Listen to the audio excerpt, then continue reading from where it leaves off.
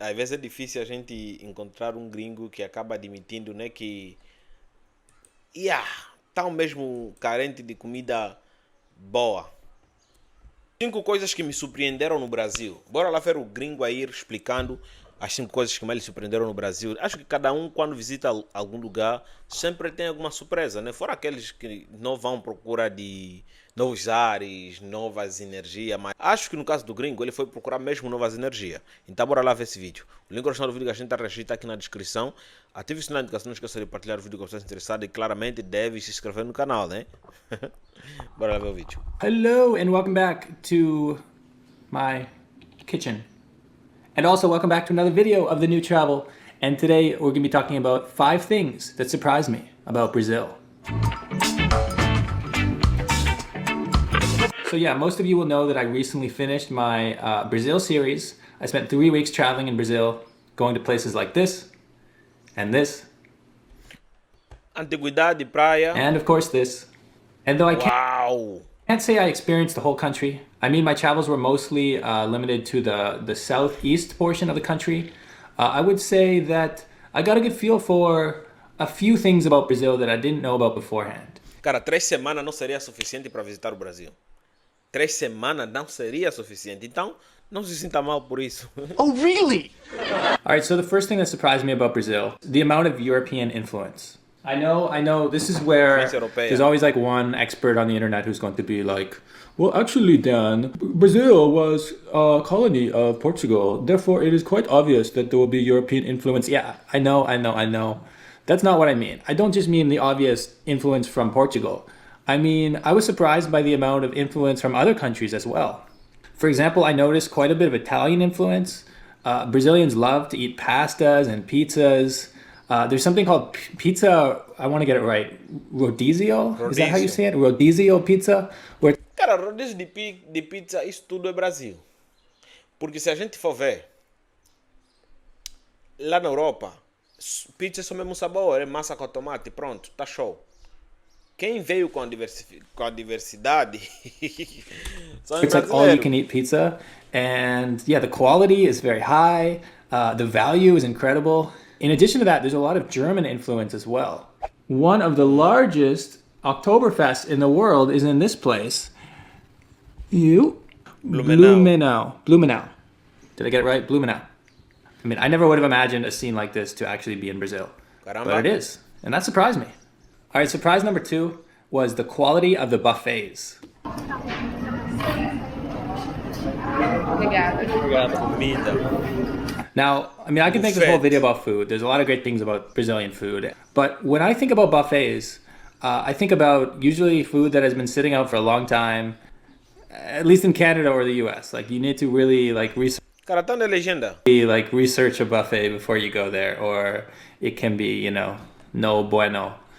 But with Brazil, I mean, buffets are very common. They're very busy. They're just highly recommended. They're just like, that seems to be a very typical way for Brazilians to have their lunch, is just all you can eat style. Like, the food is always fresh. The food is always being cooked and coming out. And I Para alguém que tá vindo de um país onde come tudo congelado, não tem como não ser uma coisa maravilhosa.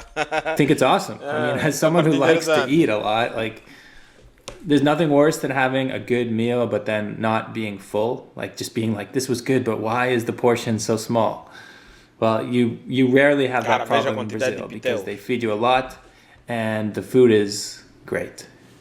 All right, surprise number 3. And if you watch Cara, a questão da comida eu gostei de ler o que ele falou. Gostei bastante, né? Às vezes é difícil a gente encontrar um gringo que acaba admitindo, né, que tá mesmo carente de comida boa. my videos, you already know this one is coming. Our friends, the giant hamsters, the capivaras. Okay, now I know I made a whole video about capybaras. Capivara sempre no meio das atenções. I think it's actually like my most watched video in the Brazil series.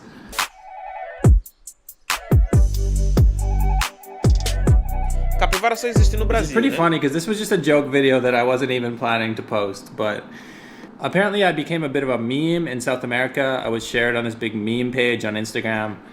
And yeah, I mean, a lot of people seem to enjoying my surprise at these giant hamster capybaras. There's also a lot of debate about how to say it. I mean, it's not a debate, it's just people telling me I'm wrong because I called them capybara, which is actually the correct name in the English language. But everyone else is like, no, it's capivara.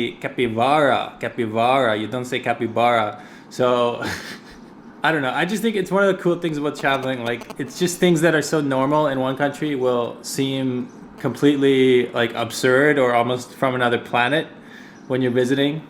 Like, I remember the first time I traveled to Asia. This is just like the lens cap for my camera, but this is just for an example. They would have these little things that would like, you'd pay for your meal and they'd give you one of these and then it would start to buzz and beep when your food was ready. Actually, I think they have them in Brazil too, but I'd never seen these in Canada before. So first time I saw one of these, I was like,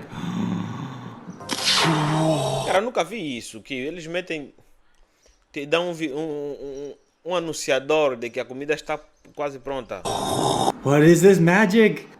It was kind of like that with the capybara because it was just like, I'd never seen something like this before and I was excited. So that for me is the beauty of travel, and capybaras were definitely a surprise in Brazil. All right, so another thing that surprised me, this one's a bit more obvious, but I think it deserves a mention, and that is just the natural beauty of Brazil everywhere you go. Beleza Obviously, natural. there's a lot of nature in Brazil, but I didn't know how much that nature would be just right by the cities. You know, like Foz do Iguaçu, the city is right by Iguaçu Falls. Rio has this, you know, national park that we visited that is just inside the city, and suddenly you feel like you're wandering in the jungle. Tá tudo muito próximo, né? Isso cria estereótipo, mas é bem legal. Facilita no transporte. Quero Even visitar in Ouro X. Preto, and I didn't make a video about this, I kind of wish I had, but we went into this area. I guess it was also a park, national park, provincial park, I don't know. But we went for this hike about, yeah, like 30 minutes outside of Ouro Preto, and yeah, just got to see these incredible landscapes. And I'm really glad we did that because sometimes you visit a country and you just fly into the city and you don't really explore the area around it.